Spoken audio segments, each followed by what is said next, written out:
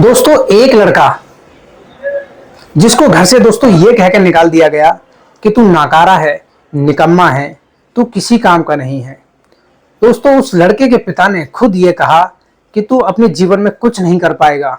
लेकिन दोस्तों 10 साल बाद उस लड़के ने कुछ ऐसा किया कि उसके बाद उसको देखकर पूरा गांव दंग रह गया कि आखिर इसने कैसे कर दिया, आखिर ये कैसे हो सकता है। दोस्तों पूरा गांव दोस्तों चौंक जाता है जब वो 10 साल बाद अपने गांव वापस आ जाता है।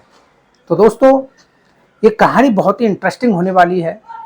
कहानी को पूरा सुनने से पहले दोस्तों मेरा आपसे छोटा सा निवेदन है कि इस वीडियो को ज़्यादा से ज़्यादा शेयर करें और लाइक कमेंट शेयर ज़रूर करें दोस्तों, ताकि दोस्तों मेरा हौसला दोस्तों बढ़ता रहे। तो दोस्तों कहानी को बिना देर किए शुरू करते हैं। दोस्तों ये कहानी शुरू होती है लखनऊ से, जहां पर कार्तिक का दोस्तों परिवार रहता था। कार्तिक के परिवार में 5 लोग रहते थे, माता पिता और 2 छोटी बहनें। कार्तिक दोस्तों घर में सबसे बड़ा था और जो उसके माता पिता थे दोस्तों, माँ घर को संभालती थी और उसके पिताजी जो थे मेहनत मजदूरी करके अपना गुजारा करते थे। दोस्तों जो कार्तिक था वो उस समय 12th में पढ़ रहा था और 12th पास होने के बाद में कार्तिक की पढ़ाई बीच में रुकवा दी गई, क्योंकि दोस्तों उसकी 2 बहनें भी थीं और कार्तिक भी था और उसके पिता इकलौते कमाने वाले थे। उनके पास ज़्यादा कुछ नहीं था, जितना वो कमाते थे उतना ही खा लेते थे। दोस्तों बस ये था कि परिवार का खर्चा जैसे तैसे चल रहा था। लेकिन इसके बावजूद भी कार्तिक के पिता ने कार्तिक को 12th तक पढ़ाई करवाया था।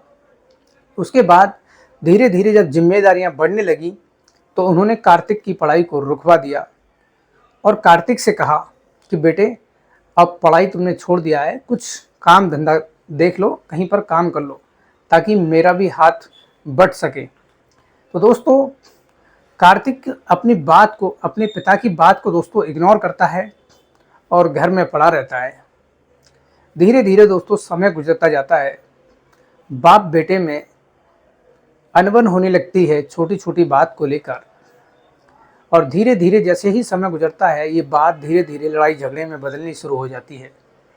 लेकिन दोस्तों कार्तिक को कुछ पता नहीं पड़ता, मतलब फ़र्क नहीं पड़ता है। दोस्तों वो पूरे दिन घर में फ़ोन चलाता है और अपने जानकारी की कुछ चीज़ें, कुछ काम करने के लिए कुछ ऐसी चीज़ें तलाश करने लगता है ताकि उसका जीवन सफल हो सके। इधर दोस्तों बाप का प्रेशर, माँ का प्रेशर। बाप जैसे ही काम से शाम को घर पर आते थे वो कार्तिक को देखकर आग बबूला हो जाते थे कि इतना समय हो गया है पढ़ाई छोड़े इसे, लेकिन अभी तक इसने कोई काम नहीं तलाशा है। सबको दोस्तों यही लगता था कि कार्तिक अपने कमरे में अंदर बैठकर या लेटकर बस मोबाइल ही चलाता रहता है। लेकिन कार्तिक अपना दुख जानता था, वो अपना दुख किसी से नहीं शेयर करता था। कार्तिक का दोस्तों सबसे बड़ा दुख ये था कि उसकी बीच में ही पढ़ाई छूट गई थी और उसको पढ़ाई को लेकर दोस्तों उसे बहुत ज़्यादा चिंता होती थी। वो सोचता था कि बिना पढ़ाई के मैं अपने जीवन में आखिर क्या कर पाऊंगा। वो नए नए तरीके खोजने की कोशिश करता था कि ऐसा क्या करूं आखिर जो अपने इस परिवार को गरीबी से बाहर निकाल सकूं। यही सब कुछ दोस्तों उसके जीवन में चल रहा था। अब धीरे धीरे दोस्तों कई साल गुजर जाते हैं, समय अपनी रफ्तार से चलता रहता है। उसके पिता रोज़ कार्तिक को देखते हैं, वो गुस्सा होते हैं और कार्तिक की माँ से कहते हैं इससे कहो कि कुछ काम धंधा देख ले, ऐसे कब तक चलता रहेगा। लेकिन कुछ समय बाद दोस्तों कार्तिक के जीवन में वो ऐसा पल आता है जो उसकी पूरी जिंदगी को बदलने वाला होता है।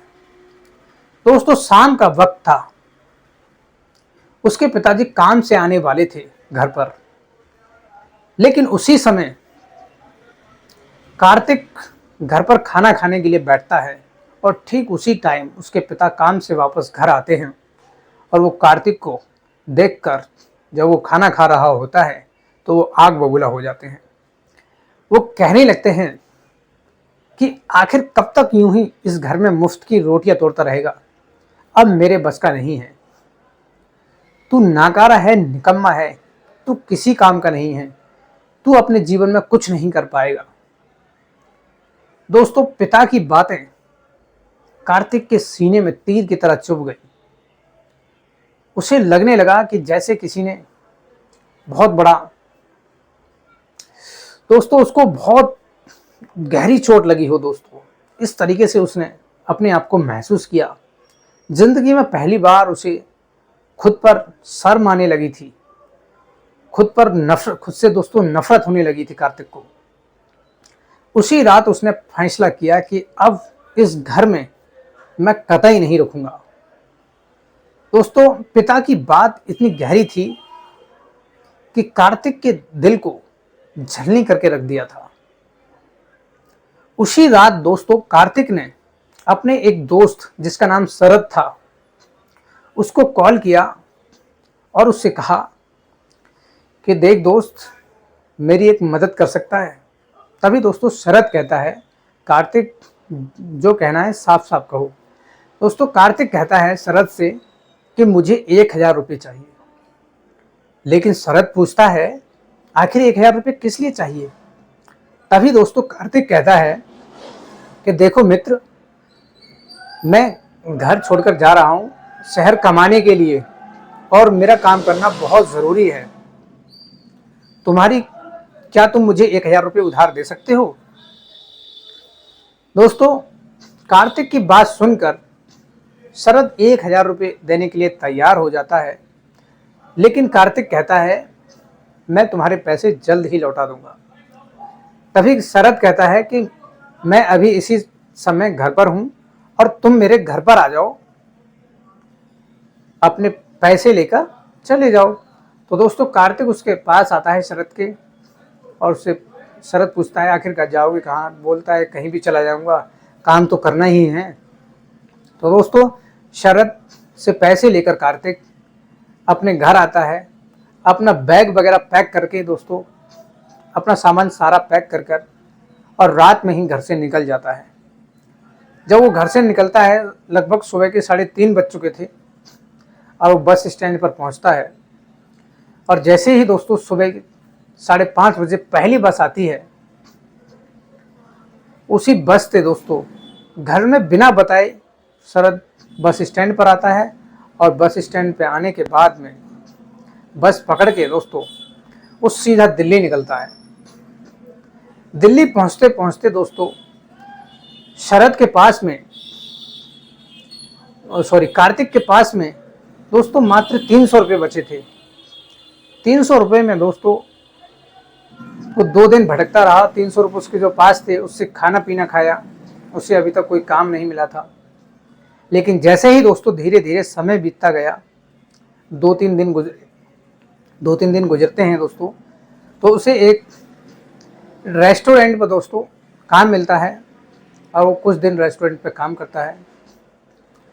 धीरे धीरे दोस्तों यहीं से उसके मन में, कार्तिक के मन में एक कीड़ा उत्पन्न होता है कि दोस्तों पैसा बचाना है, बस पैसा कमाना है। इतना पैसा धीरे धीरे दोस्तों, शुरुआत में जब रेस्टोरेंट पर लगा था तो सैलरी बहुत कम थी। उसने पहले तो ढाबे पर काम किया, उसके बाद 2-3 महीने काम करने के बाद उसने एक 5 स्टार होटल पकड़ा दोस्तों, उसमें काम किया। शुरुआत में उसकी सैलरी ज़्यादा नहीं थी, शुरुआत में बहुत दोस्तों कम पैसे मिलते थे उसे। लेकिन जैसे ही दोस्तों 1 साल गुजरता है, उसकी सैलरी भी इंक्रीज होती है और सैलरी बढ़ती है तो दोस्तों ज़्यादा पैसा बचत करता है। लगभग कार्तिक ने 5 साल तक एक 5 स्टार, दिल्ली के 5 स्टार होटल में काम करता है और काफ़ी पैसे जमा कर लेता है। इसी दौरान दोस्तों कार्तिक रेस्टोरेंट का जो 5 स्टार होटल था उसका काम छोड़ने का फैसला करता है, क्योंकि दोस्तों कार्तिक हमेशा ये काम करना नहीं चाहता था। वो अपने जीवन में कुछ बड़ा अचीव करना चाहता था। उसने रेस्टोरेंट से हमेशा के लिए परमानेंट छुट्टी ले ली, अपना हिसाब किताब किया और जो भी उसके पास 6-7 लाख रुपए के आसपास उसने जो भी कमाया था उससे आधा पैसा जमा करके एक ईएमआई पे दोस्तों एक इको गाड़ी निकालता है। और हालांकि दोस्तों उसको कार्तिक को इको गाड़ी चलानी नहीं आती थी। गाड़ी निकालने के बाद में पहले वो गाड़ी को सीखता है, अपनी खुद की गाड़ी से नहीं, 3,000-4,000 रुपये गाड़ी चलाने जो सिखाते हैं दोस्तों, उस पर गाड़ी सीखता है। 2 महीने लगते हैं दोस्तों कार्तिक को फुल गाड़ी सीखने में। उसके बाद जो गाड़ी उसने निकाली थी ईएमआई पे, तो दोस्तों उस गाड़ी को खुद ही चलाता है। शुरुआत में दोस्तों कार्तिक इतनी मेहनत करता है, दिन रात गाड़ी चलाता है, क्योंकि दोस्तों उसे ईएमआई भी भरना था और बचत भी करनी थी। इसलिए कार्तिक को जितना भी टाइम मिलता था वो हमेशा गाड़ी चलाता था। कभी कभी तो एक टाइम का खाना भी नहीं नसीब होता था। इतना बिजी रहने के कारण दोस्तों धीरे धीरे दोस्तों साल में जितनी भी बचत होती थी सबका हिसाब किताब रखता था, और जितना उसी हिसाब से पैसा बचता था उसी हिसाब से गाड़ियाँ भी निकालता था। और उस गाड़ी को दोस्तों कार्तिक ड्राइवर को सैलरी पर उठा चलाने के लिए दे देता था कि आपको मुझसे एक गाड़ी पे इतना रुपया चाहिए। इस तरीके से गाड़ी को चलाने के लिए किसी और को दे देता था।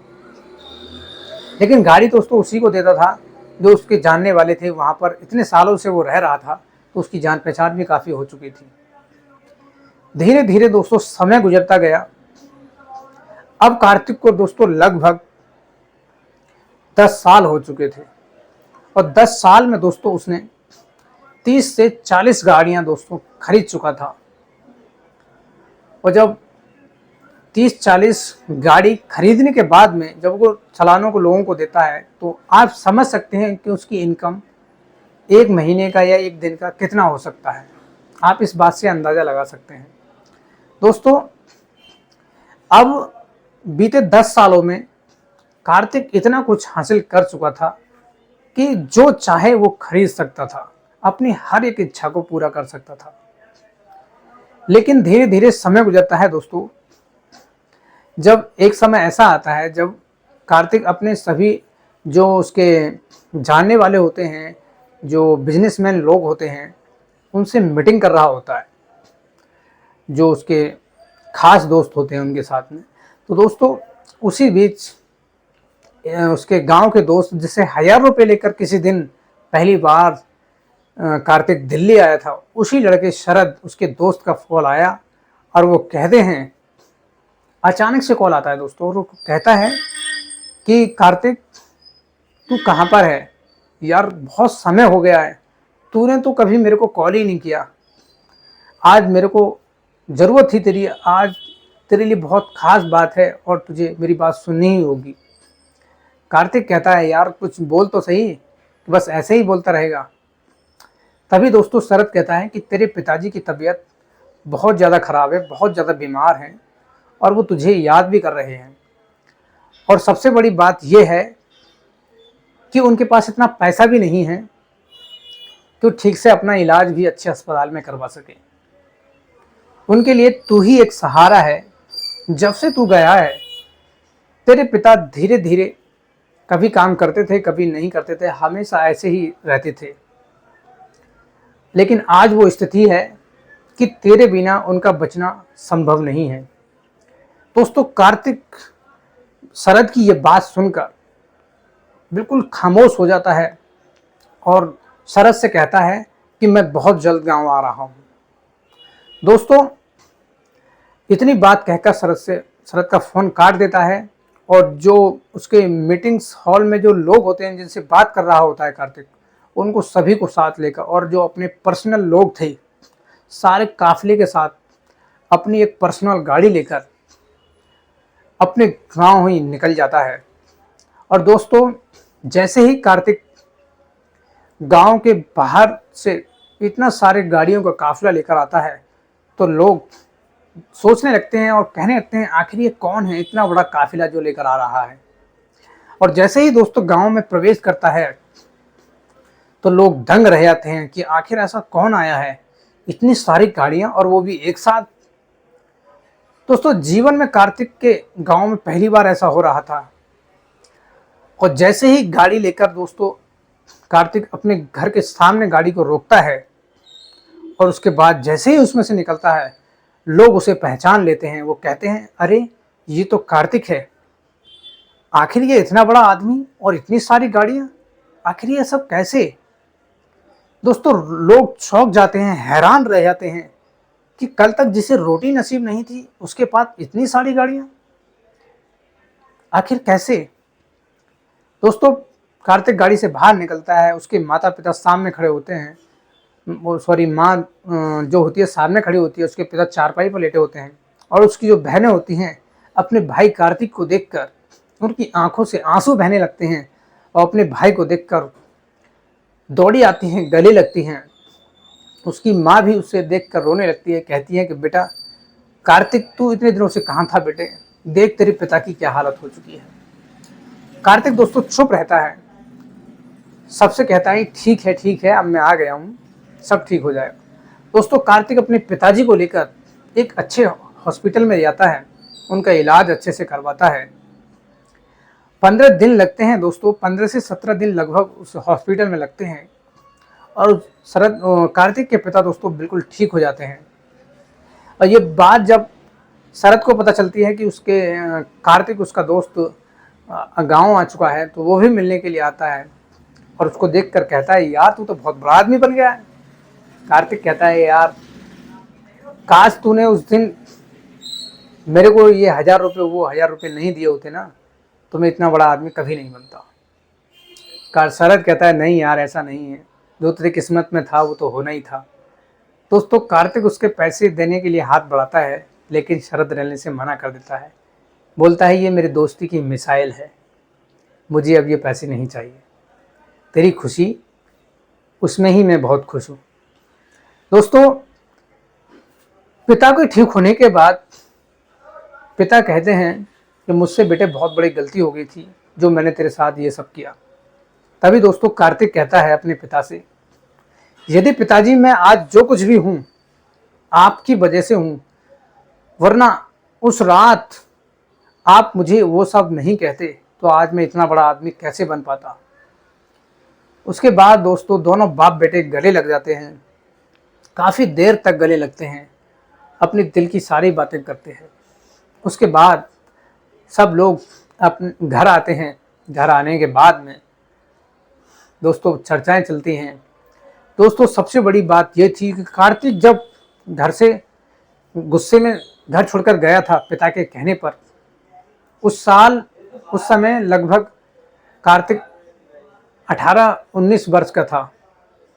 अब लगभग दोस्तों कार्तिक 10 साल बाद करीब 28-29 साल का लगभग हो चुका था और जो उसकी जो छोटी बहनें थी वो 12 से 13 वर्ष की थी, आज वो 22 से 23 वर्ष की हो चुकी थी।